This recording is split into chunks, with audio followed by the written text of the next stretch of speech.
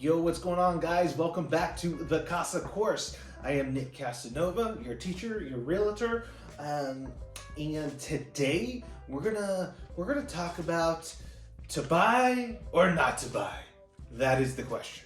That is the $1,000,000 question. That is kind of what a lot of buyers right now. A lot of buyers are hesitant right now, rightfully so. So we're gonna kind of dive into that question, and yeah, hopefully it could be a sense of relief, or it might kind of reiterate how you're feeling. So grab your pen, grab your paper. Class is in session. Let's go. All right, let's dive right in. Okay, to buy or to not to buy? That is the question. Right now, with what's happening right now is kind of like the perfect storm, in the sense of we are seasonally in the period that it typically slows down, right? Come holidays, Thanksgiving, Christmas, it slows down. However, if you talk to some brokers in Tacoma, I would argue like nationwide, things started to slow down like early first quarter, like September. Things, you felt it. Homes started sitting on the market longer, and buyers were started to become a little bit hesitant.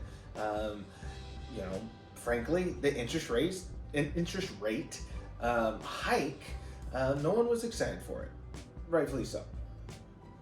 And so now you're having inventory increase, and you're having buyers kind of sit on the sidelines, kind of waiting to see what happens,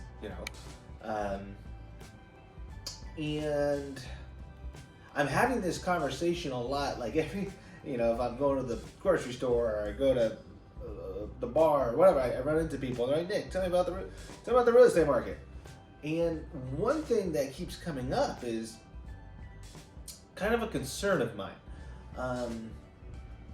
Yes, we have to acknowledge that the higher interest rates, and now we're at about 6.2 30-year fixed, the higher interest rate definitely makes the monthly cost higher than it did last year. Obviously at 3-4% compared to double that. Obviously it's made the buyer have lost some of that buying power, for sure. Understand that. And there are some buyers out there that increase is the difference between them being able to afford a home. And so I get that. For those people that it affected that much, they should hold tight. They should see whether that's bringing in more income, obviously also waiting for a lower interest rate.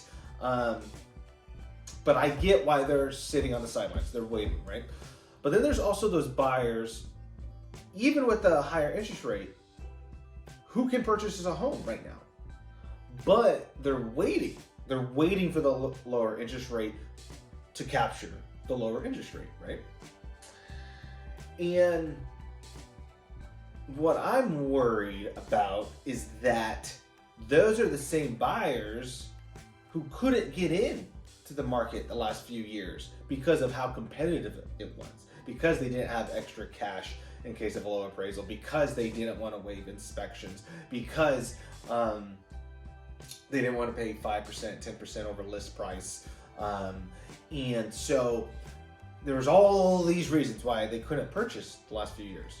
And now today, there's kind of one reason why they can't purchase, or they won't purchase right now, because they're waiting it out. They want the deal, essentially. They want to get back to 3-4%, which it won't happen. We're not going there.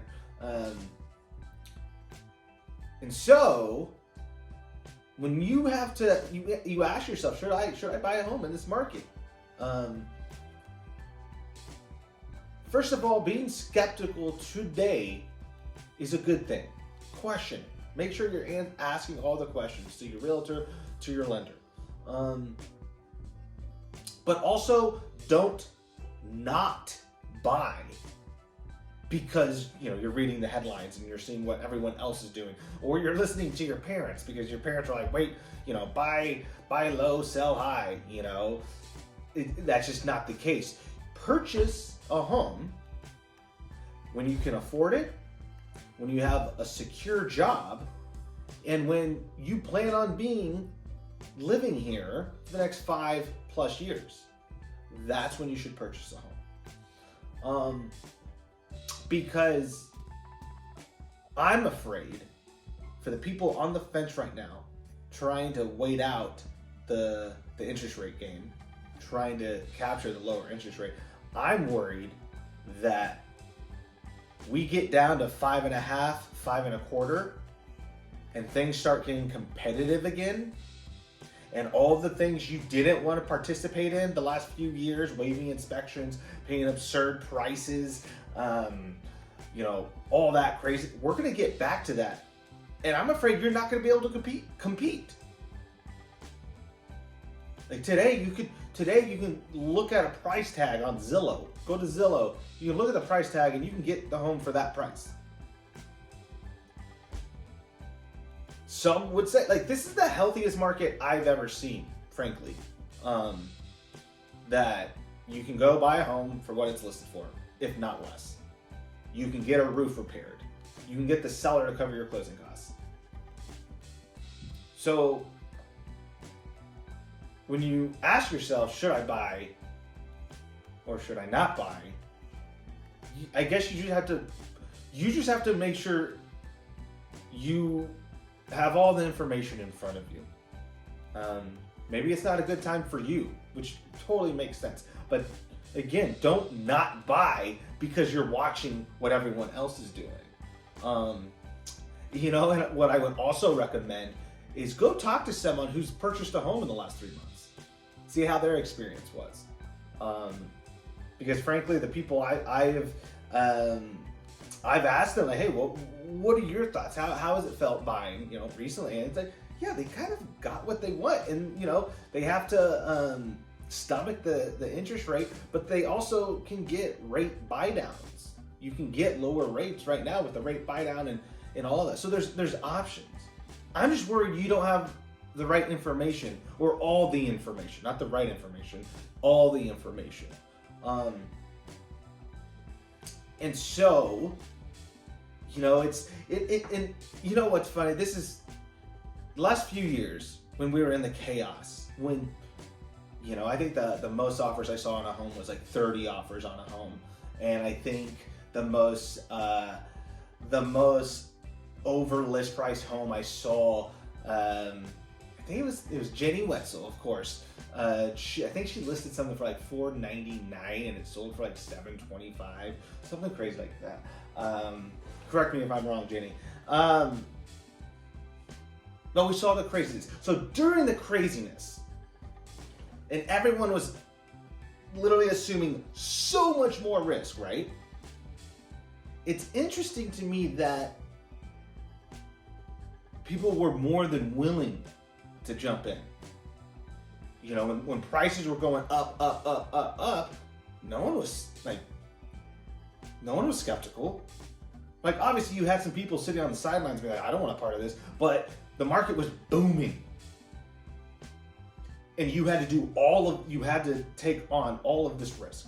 Now, interest rates are higher, risk is lower, just the ticket to get in, just to, purchase a home. Everyone's like, oh, whoa. And so I just want you to be sure you know why you're not buying a home. Right? So, I was talking with a client and they were kind of on the fence and they were like, oh, I think I might want to wait for a more stable market. I was like, tell me about that. What does a more stable market look like to you? And that is the epitome of what I think a lot of buyers are thinking. Oh, I'm just waiting for a stable market. I'm waiting for it to be easier to buy a home. And I don't think it's gonna ever be easier. It's just one thing. It just goes like this. Whether interest rates go up, that means the prices are going to come down, or going to be a little bit more level. When interest rates come down, prices are going to go up. So you got to pick your poison. So to buy or to not to buy should be dictated on your needs. Can I afford it? Is my job secure? And I'm going to be around for the next 5+ years. So ask yourself that. But then also go ask the questions to your realtors, me, talk to your lender, and then, like I said, go find someone who purchased a house within the last 3 months and pick their brain. Make sure you have all the right information, because if a higher interest rate is the only thing keeping you from buying a home, then without even thinking, not only can you refinance that down the line, but you can also get a rate buy down at closing. Like, you can literally buy down your rate, or have the seller buy down your rate. So if that is the main reason you're not buying a home, there is a solution for you. So to buy or not to buy, that is the question. All right, there you have it, folks. To buy or not to buy, that is the question. I hope this lesson just, if anything, lights a fire under you to start asking the right questions, and confirming to yourself that you do have all the right information in front of you, and so that you can review this information and go, yep, actually, I still agree with myself. I don't feel comfortable buying a home right now. Or you might get all that information and go, actually, I think we can do it. So I say this all the time. I'm not here to convince you to buy a home. I just want to make sure you have all the right information, and then make your decision. So that's the CASA course lesson today, guys. Again, I hope that was helpful. Thanks for joining. Don't forget to head over to the website at nickcasanova.com. You can listen to the other lessons there, as well as the podcast. If you go to Spotify, iTunes, and look up the CASA course, you can plug in on the drive to work, or on the way taking the kids to school, or whatever. Check it out. That's what I got for you today. So with that said, class is dismissed. Cheers.